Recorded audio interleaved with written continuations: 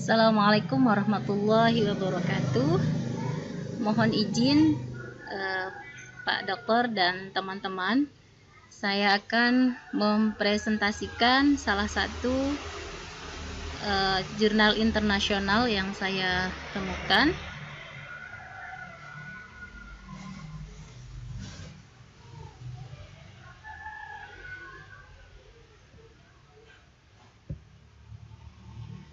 Ya, nama jurnal Sage Journals volume 10 ya.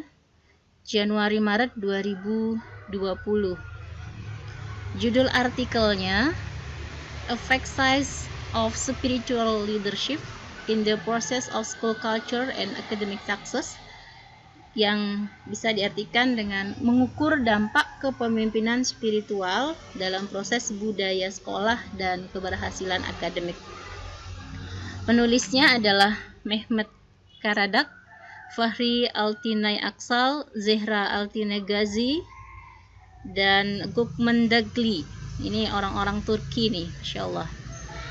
Isu yang diangkat adalah menguji apakah ada hubungan antara kepemimpinan spiritual, budaya sekolah, dan keberhasilan akademik. Adapun masalah yang diajukan dalam riset ini adalah, menurut persepsi guru, apakah ada hubungan antara persepsi kepemimpinan spiritual dengan persepsi budaya sekolah? Apakah budaya sekolah memainkan peran perantara dalam hal ini hubungan antara kepemimpinan spiritual dan keberhasilan akademis? Dan yang terakhir, apa hubungan antara kepemimpinan spiritual dan budaya sekolah di sekolah dengan keberhasilan akademis yang tinggi dan sekolah dengan keberhasilan akademis rendah? Adapun desain penelitiannya, ya, ada dua. Di bagian quantitative research, ya, yang dikaji adalah relationship between spiritual leadership and school culture. Yang kedua adalah relationship between school culture and academic achievement. Kemudian untuk qualitative research-nya mengkaji dua hal juga, yakni impact of spiritual leadership on school culture dan the effect of school culture and academic achievement. Baru dilakukan data analisis dan interpretasi. Ya, di metode penulisan, ya, modal penelitian ini adalah campuran, yakni kuantitatif dan kualitatif. Pada penelitian kuantitatif bertujuan untuk menyelidiki dua hal. Yang pertama nih, korelasi antara kepemimpinan spiritual dan budaya sekolah. Kemudian yang kedua, korelasi antara budaya sekolah dan prestasi akademik. Pada penelitian kualitatif bertujuan untuk mengeksplorasi dua hal, yakni dampak kepemimpinan spiritual pada budaya sekolah dan dampak budaya sekolah pada prestasi akademik. Ini cukup kompleks ya teman-teman dan Pak Dokter. Populasi dan sampel, ya.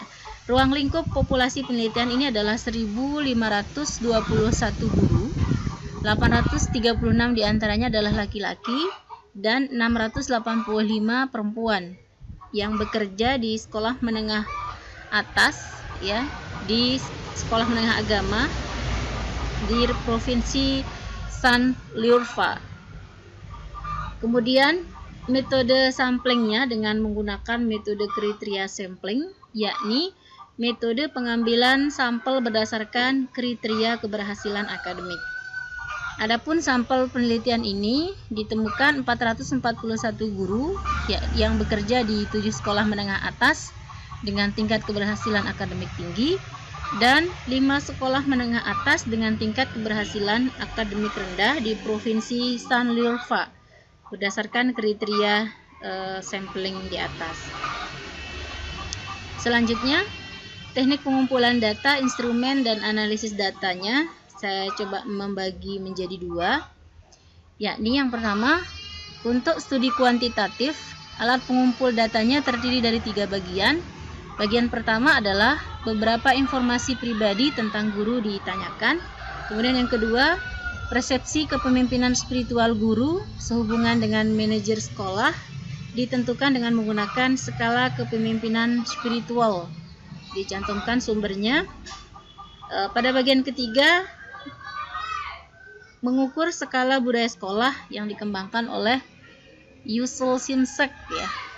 Selanjutnya dilakukan SPSS 24 ya, digunakan untuk menginterpretasikan temuan kuantitatif dari penelitian ini. Lalu dilakukan koefisien korelasi moment Pearson, kemudian uji T sampel kemandirian, dan yang terakhir analisis MANOVA.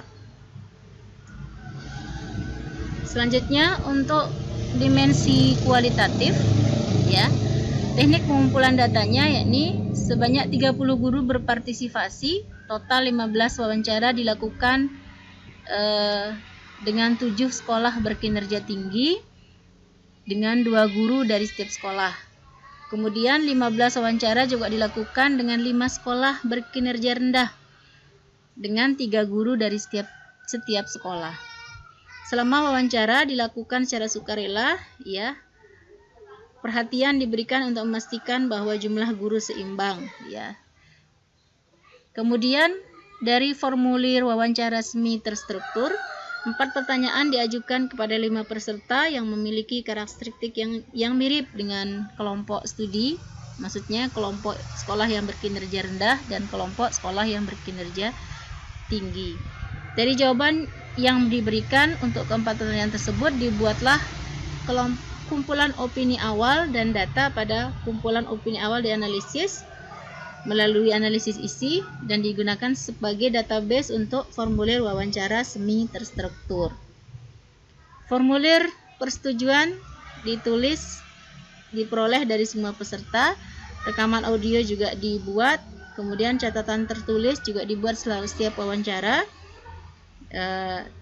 Lalu dilakukan observasi dari peserta, dianalisis ya, lalu dilakukan analisis isi.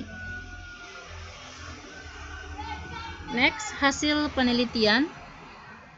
Analisis kuantitatifnya ditemukan ada korelasi yang tinggi atau signifikan antara persepsi kepemimpinan spiritual manajer terhadap guru ya, dan skala budaya sekolah. Kemudian hasil uji MANOVA, ada perbedaan yang signifikan antara nilai rata-rata persepsi kepemimpinan spiritual manajerial dan nilai budaya sekolah guru ya, menurut bidang akademik.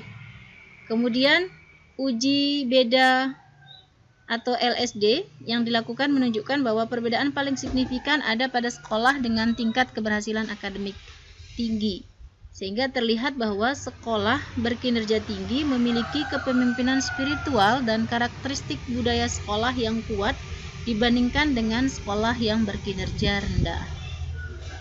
Selanjutnya, untuk data kualitatif ya, yang diukur adalah persepsi guru tentang kepemimpinan spiritual kepala sekolah.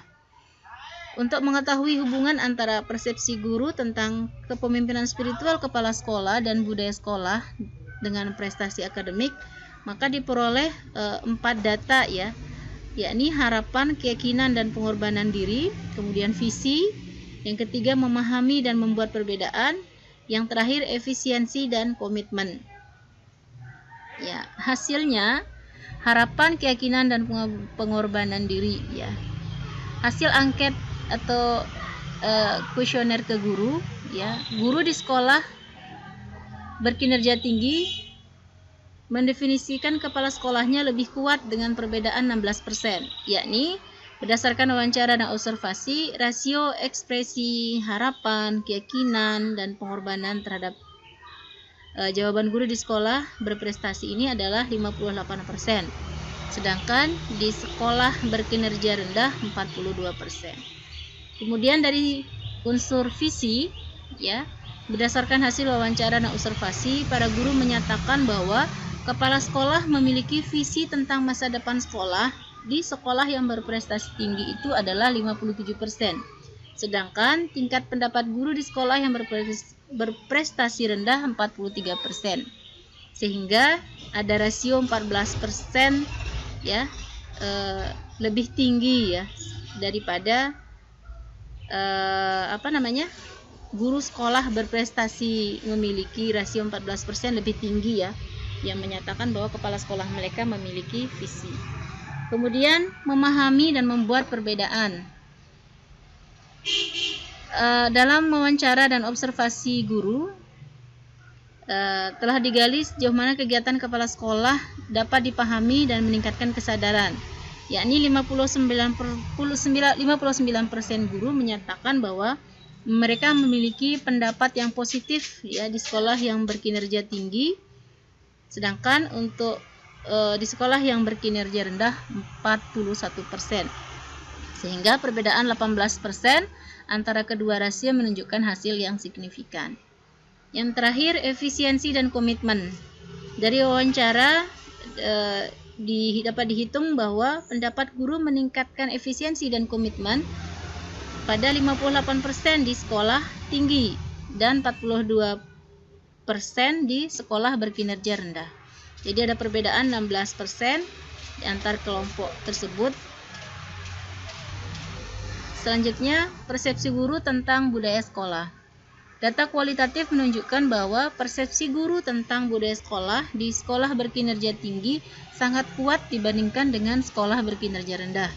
Sehingga dapat disimpulkan bahwa ketika persepsi guru terhadap sekolah meningkat, maka nilai prestasi akademik rata-rata siswa juga meningkat. Saran untuk penelitian selanjutnya tidak ada tertulis di dalam artikel. Demikian, terima kasih. Mohon masukan dari Pak Doktor dan teman-teman. Saya akhiri, mohon maaf jika terlalu panjang. Assalamualaikum warahmatullahi wabarakatuh.